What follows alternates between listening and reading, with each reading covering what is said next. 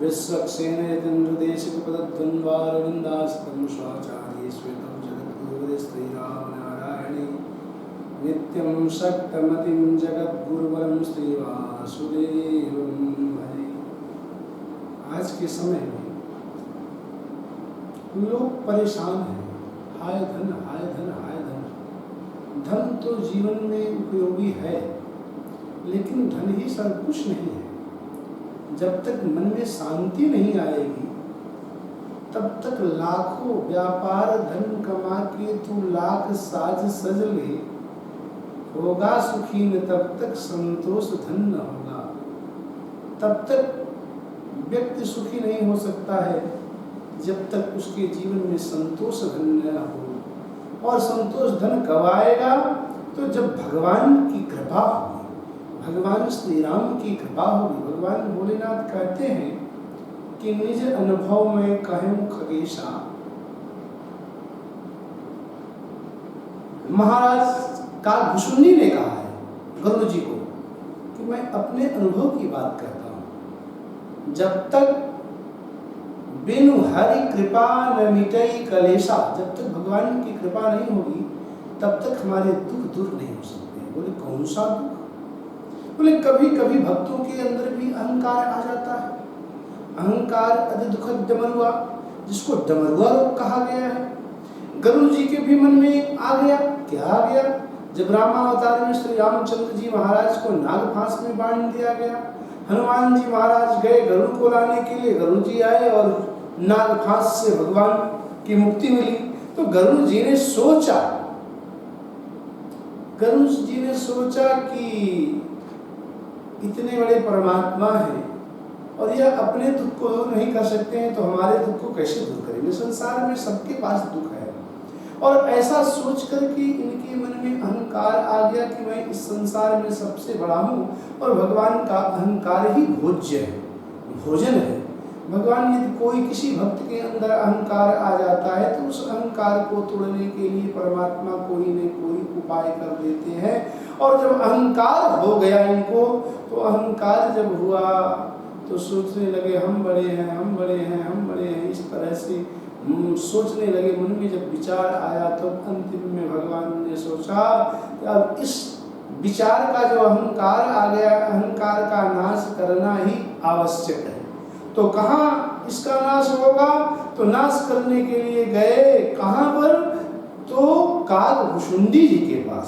पहले तो गए भगवान भोलेनाथ के पास, लेकिन भोलेनाथ ने कहा हमारे पास आपकी शंका का समाधान तो हो जाता, लेकिन अभी तो मेरा समय नहीं है, मैं जा रहा हूँ दूसरे जगह, इसलिए आप चले जाइए कालभूषुंडी जी के पास। और कालभूषुंडी जी के पास जब जाते हैं, वहाँ वातावरण को देखते हैं, वहाँ का शांत वातावरण है। जब तक हमारे मन में शांति नहीं मिलेगी, जब तक हम भगवान का हरि स्मरण नहीं करेंगे, तब तक हमको शांति मिलने वाली नहीं है। भगवान भोलेनाथ कहते हैं कि हे उमा, भगवान की कृपा यह अटूट है।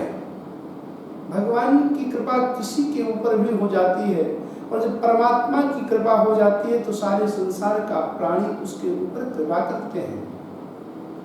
परमात्मा की कृपा हो जाती है। भगवान का नाम स्मरण कब हम करते हैं?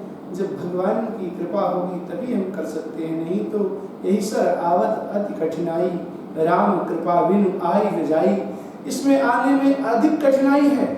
अरे देवी सती को भी तो राम के प्रति शंका हो गई।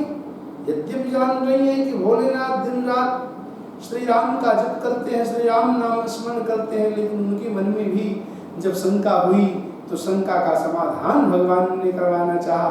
भगवान भोलेनाथ कुंभज ऋषि के पास गए। कुंभज ऋषि के पास भी, अगस्त्य ऋषि के पास भी देवी सती ने कथा सुना, लेकिन वहां पर भी इनके मन में यही बात रहा।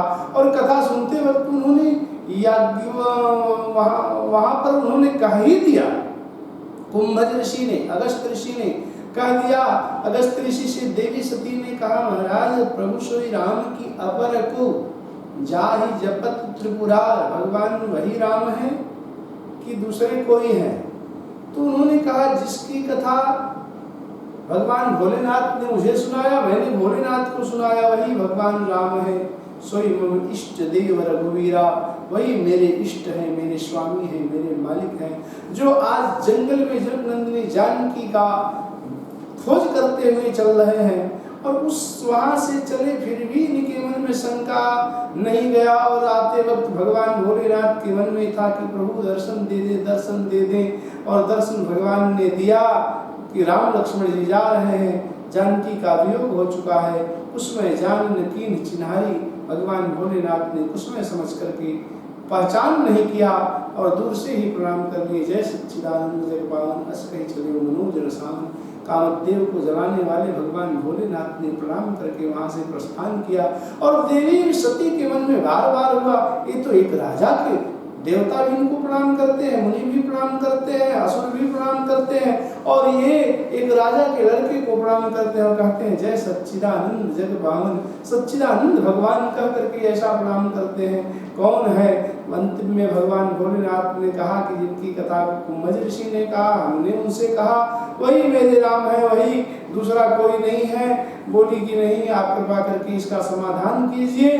भगवान भोलेनाथ ने कहा तुम्हारे मन में संदेह है तो जाकर के परमात्मा की परीक्षा ले लो। और जब परीक्षा लेने के लिए सती जी गई तो जानकी का स्वरूप धारण करके रास्ते में बैठ गई।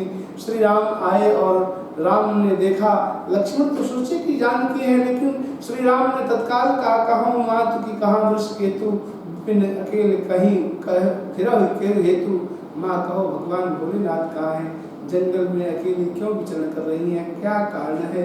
इन सब बातों को पूछा, सती जी लजा गई। भगवान ने अपने स्वरूप को दिखाया।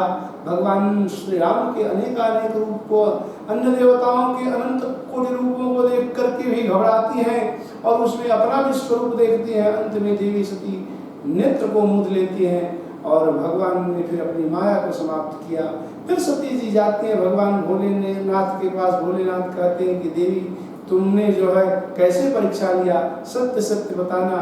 और सती भगवान की माया के प्रभाव में आकर के झूठ बोली कि मेरे मन में यही हो रहा था कि आपने जो कहा है वह गलत नहीं होगा, इसलिए मैं भी आप ही की तरह से प्रणाम करके चली आई। इस तरह से देवी सती ने कहा।